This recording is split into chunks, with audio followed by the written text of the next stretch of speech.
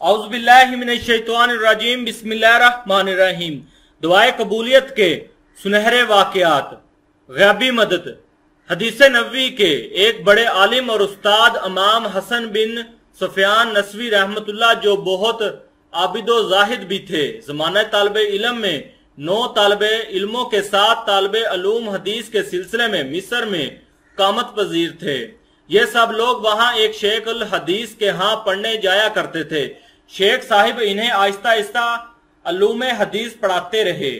یہ حضرات روزمرہ کے اخراجات کے لیے جو رقم ہمراہ لائے تھے وہ چند ہی دنوں میں ختم ہو گئی اور نوبت فاقوں تک جا پہنچی۔ رہائش گاہ پر کوئی اضافی چیز بھی نہ تھی جسے بیچ کر ہی کچھ خورنوش کا بندوبست کر لیا جاتا۔ جب 3 روز فاقے کی حالت میں گزر گئے تو سب نے یہ رائے دی کہ اب اس کے سوا کوئی چارہ نہیں کہ باہر نکل کر بھیک مانگی جائے۔ باضمیر، خوددار اور غیرت مند آدمی کے لیے بھیک مانگنا کوئی آسان کام تو نہیں ہوتا۔ سب اس بے حد مشکل کام سے گریزاں تھے۔ آخر فیصلہ یہ ہوا کہ قرعہ اندازی کی جائے اور طے کیا جائے کہ کون باہر جائے اور بھیک مانگ کر لائے۔ قرعہ اندازی میں امام حسن بن سفیان رحمت اللہ کا نام نکلا۔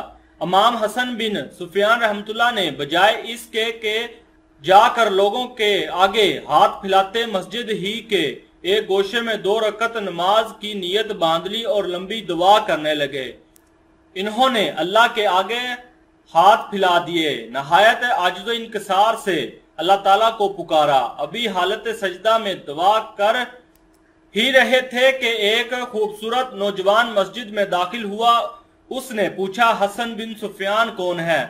اصحاب حدیث نے ان کی طرف اشارہ کیا۔ امام صاحب نے سجدہ سے سر اٹھایا اور جلدی سے نماز مکمل کی۔ نوجوان نے ان سے مخاطب ہو کر کہا، شیخ صاحب، مجھے مصر کے موجودہ حکمران امیر احمد بن طولون ترکی نے آپ کی خدمت میں بھیجا ہے۔ وہ آپ کو سلام کہتے ہیں اور آپ کے حالات سے بے خبر رہنے کی معافی چاہتے ہیں۔ آپ کی ضروریات کا خیال رکھنا ان کے فرائض میں شامل تھا۔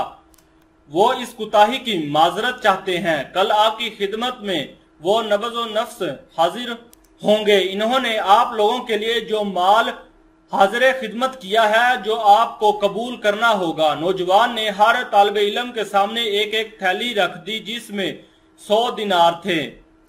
اصحاب حدیث یہ جان فرضہ تعاون پا کر بہت خوش ہوئے۔ انہوں نے نوجوانوں سے پوچھا، امیر ابن طولون کو ہمارا خیال کیسے آیا؟ نوجوان نے بتایا کہ امیر آج دوپہر کو سو رہے تھے کہ انہیں خواب میں ایک نیزہ بردار گھڑ سوار دکھائی دیا جو ہوا میں تیرتا ہوا امیر کی جانب بڑھ رہا تھا۔ اس نے قریب آ کر ان کے پہلو میں نیزے سے کچوکا لگایا اور باریک آواز میں کہا، اٹھو حسن بن سفیان اور اس کے ساتھیوں کی مدد کرو، اٹھو ان کی مدد کو جاؤ، وہ فلاں مسجد میں 3 روز سے بھوکے ہیں۔